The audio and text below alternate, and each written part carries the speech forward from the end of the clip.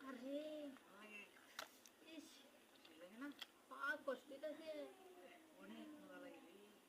আরে কি শুরু করলাম আরে চালু করো আমি তো করতেছি